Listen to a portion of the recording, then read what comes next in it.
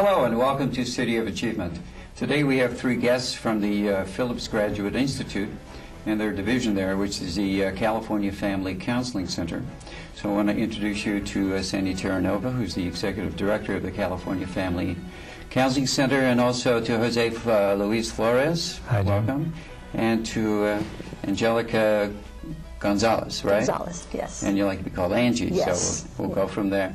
Thank you. Hey, welcome today. Thank you. Now, I know a little bit about CalFam, which is the way you are known as. But you've been around for 35 years here in Encino, and how come people don't know about what you do? What do you think the reason is, and also what do you do so that people will know? I find it amazing that they don't know what we do, because we provide a service for people who would just go unserved if we were not there. We provide mental health counseling services for individuals, couples, families, children, who really would not find services anywhere else. They're the kind of people that don't qualify for Medicare and Medi-Cal. They can't afford high-priced private practice therapists. And we provide a service for them that they can get counseling to take care of the issues that are bothering people.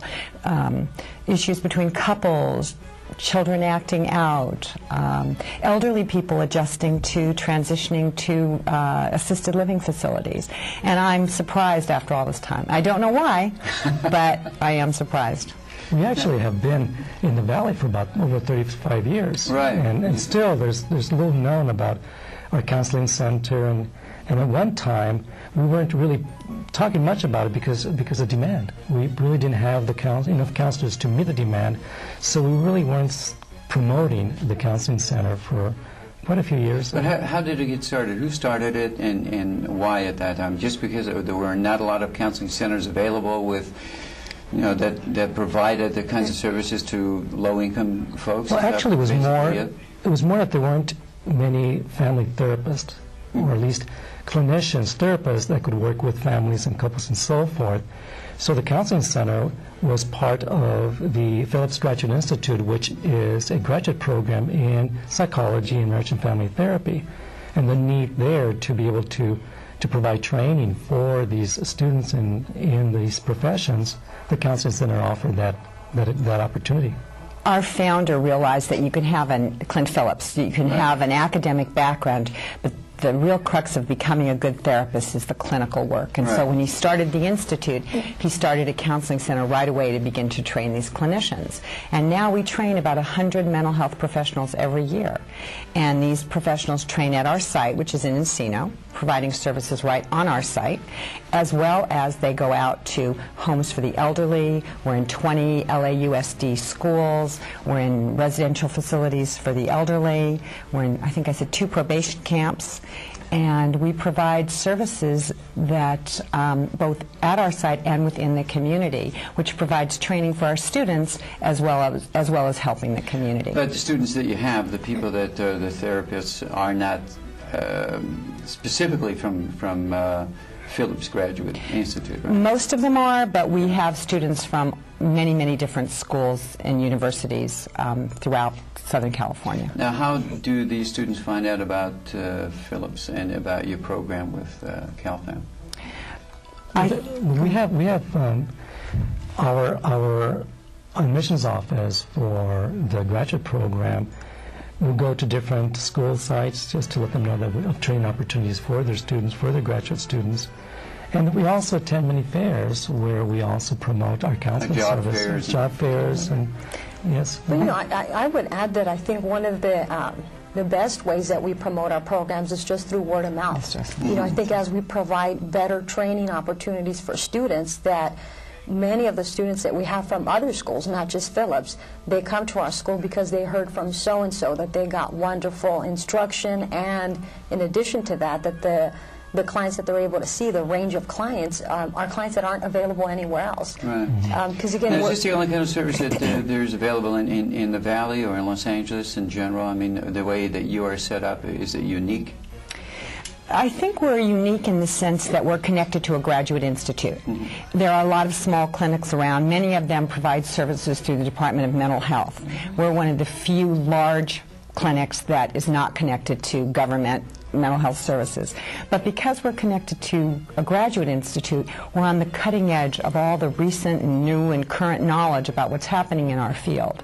And that means that our teachers who are teaching the academic classes very often come in and provide additional seminars and training for our students. I would say that we're also unique in the sense that our counselors are prepared and trained to work with not just individual clients, but the clients in their relationship to their family members, to their co-workers. So the focus is very much on the relationships that oftentimes need some assistance in very difficult times. Now, where do most of your clients come from? Is it from the valley, from within like a 25-mile range of Encino, or? From within the San Fernando Valley, I would say throughout. And yes. who are most of your clients? Give me a typical client. I don't think we have a typical client. I think our clients range from age 3 to age 80. We have clients from every ethnic background, and we even provide service in various languages. We have some therapists who speak Hebrew, Farsi, English, and one of our most amazing programs, which I want Jose, Luis, and Angie to talk about, is our Latino Family Therapy Program, which is provides training to work with Latino families, monolingual and bilingual Latino families. Now, how is that different from when you're dealing with a Latino community? How is that different from, let's say, the Caucasian community or the African American community, and even the Persian community? What are the differences between those communities, and how do you handle that? Well, aside, of course, the language and the need for services in Spanish, there's a couple of things. One has to do with the way in which individuals who come for counseling are so interconnected with their relationships in the family. That often surfaces, the need to be able to understand how what's happening within their family, what's happening in their relationship with their family, are affecting them in a variety of ways. And often that's presented in depression or anxiety or in some acting out behavior. But how do they find out about you? Let's say your typical family, you've got a problem. Number one, what motivates you to go out? Because if it's a strong family unit, it's very difficult to break that and to go outside to ask for help. Yes. And I think that's how does that usually work? At what point do they do that, and how do they find out about your program specifically? And similar to what I said earlier, I think that's one of the unique things about the type of services that we provide, that we talk all the time about Latinos being very family focused, but it's also family and community. So what happens is that similar to what happens with our students, that we have a family member who tells a cousin, who tells their neighbor, who tells this. We get a lot of referrals via previous clients that we've had.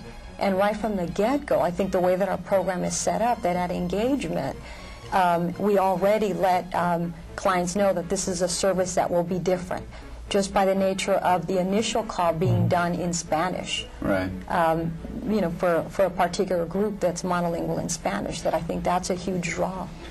Now, what would be a typical situation that someone would call you? Is it again, you said there's nothing typical, but yet there must be some trend of the kinds of problems that people face, and the reasons why they do call you. Exactly. What are some of those? Very recent, a couple of days ago, just as an example, and I think this is typical of the cases that we have in the Latino program. Right. A woman in her 40s calling because her husband decided to separate, and certainly was affecting her. She was expressing a lot of depression, and she was concerned for her 15-year-old son and 14-year-old daughter. When she called, and we helped her through that little crisis over the phone, and we set up an appointment, we asked her to bring her children as well. And so that's one of the things that we want to do. We want to bring all the family in that's being affected by what's happening. And she said that she would try, but that her son may not want to come in, or if he comes in, he won't want to talk. And that doesn't faze us. As long as he comes, he joins the family, we're able to engage all the family members, so they feel like we're also attending to them and every family member feels like they're respected and they're important, and that's exactly what happened when she came in with her two. And all of this is done in Spanish. And, it's all in Spanish.